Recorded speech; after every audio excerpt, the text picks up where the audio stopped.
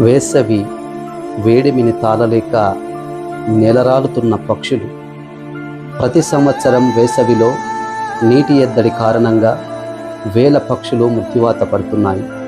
నానాటికి పెరిగిపోతున్న ఉష్ణోగ్రతల కారణంగా చిన్న చిన్న పక్షులు దాహార్తిని తీర్చుకోవడానికి సరైన నీటి వనరు లేక, ఆహారం లేక విగత జీవులుగా మారుతున్నాయి.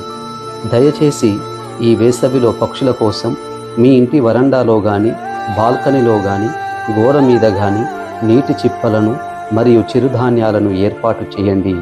మీరు చేసే ఈ ప్రయత్నం వాటి మనుగడకు ఎంతో ఉపయోగకరంగా ఉంటుంది. పక్షులు కూడా మన సాటి జీవులే. వాటి సంరక్షణ మానవాళి సంరక్షణ.